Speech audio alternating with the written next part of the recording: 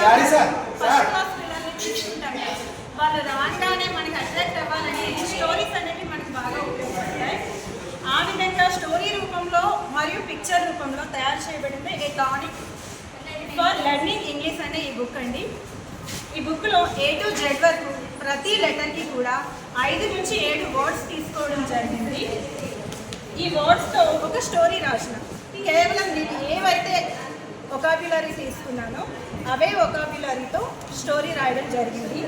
ఆ వొకాబులరీతో ఇక్కడ ఒక పిక్చర్, దీని ద్వారా మనకి ఏమవుతుంది, ఈ పిక్చర్ని చూపించి పిల్లలకి స్టోరీ ఎక్స్ప్లెయిన్ చేస్తాం. స్టోరీ ఎక్స్ప్లెయిన్ చేసి యాడ్, యాడ్స్, యాపిల్ ఇలా పదాలు చెప్పవచ్చు. దీంట్లో పిల్లలకి గ్రాఫికల్ రీడింగ్ అనేది కూడా ఏర్పడుతుంది. పిల్లలు లెటర్ ఐడెంటిఫికేషన్ నేర్చుకుంటారు, స్పెల్లింగ్స్ నేర్చుకుంటారు. అయితే ఏ స్టోరీ కూడా నేను కన్క్లూజన్ ఇవ్వలేదు. పిల్లలు తర్వాత ఏం జరుగుతుంది మీరు ఆలోచించండి, చెప్పండి అని చెప్పాను. దీని ద్వారా పిల్లల్లో సృజనాత్మకత శక్తి అనేది పెంపొందించవచ్చు. ఎగ్జాంపుల్ నేను ఇప్పుడు ఒక స్టోరీ చెప్తాను. యాక్చువల్గా అన్ని తీసుకున్నట్లయితే మనకి లిమిటెడ్ వర్డ్స్ ఉన్నాయి. దాంట్లో నేను క్వైట్,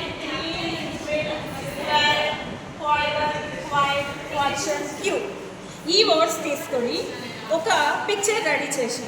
ఈ పిక్చర్కి స్టోరీ చెప్తాను.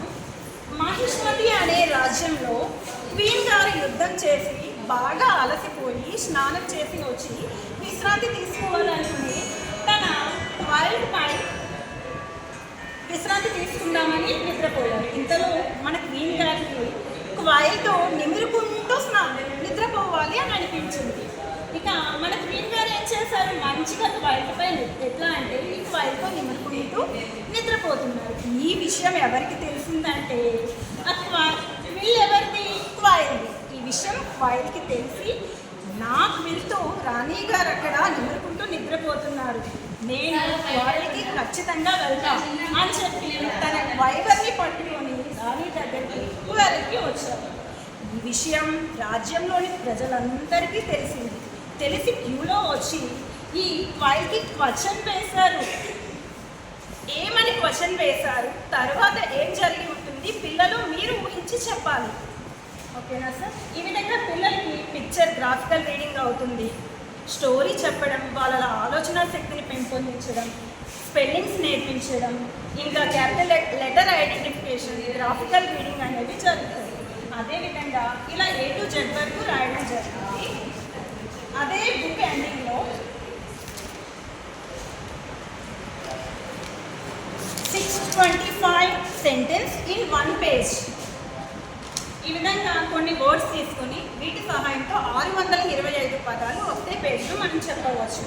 This is my pen, this is my pencil, this is my book, this is my box, ఇట్లా this is not my pen, this is my not book. ఈ విధంగా మొత్తం 625 పదాలు చేయవచ్చు. నేను కొన్ని టేబుల్స్ వేసుకున్నా. ఇది మన C గ్రేడ్ పిల్లలకి యూజ్ అవుతుంది, A గ్రేడ్ పిల్లలకి, ప్రతి గ్రేడ్ పిల్లలకి మల్టీ టీచింగ్కి మనకు ఉపయోగపడుతుంది. ఫర్ ఎగ్జాంపుల్ నేనే ఉన్నా, ఒక క్లాస్ నేను లీడ్ చేయాలి, ఇంకో క్లాస్ మేనేజ్ చేయాలి. సో ఇది బోర్డు మీద పెట్టించి పిల్లలకి రాయండి, మీకు నచ్చినన్ని పదాలు రాయండి అని చెప్తే వాళ్ళే రాసుకుంటారు. మనకి ఒక క్లాస్ అనేది మనం మేనేజ్ చేసేయచ్చు. అలానే దీన్ని ఒక జిరాక్స్ చిన్నగా తీసుకొని పిల్లడికి ఇచ్చి ఈ వారంలో నువ్వు ఎన్ని పదాలు రాస్తావో రాసుకుంటారా అని మనం చెప్పవచ్చు. చెప్తే ఇది కూడా మనకి మంచిగా ఒక ప్రాజెక్ట్ వర్క్లా ఉపయోగపడుతుంది. ప్రతిదీ కూడా మల్టీగ్రేడ్ టీచింగ్కి మరియు అన్ని మల్టీ క్లాసెస్ టీచింగ్కి, పియర్ గ్రూప్ లెర్నింగ్కి, మల్టీగ్రేడ్ టీచింగ్కి ఉపయోగపడుతుంది. థ్యాంక్స్.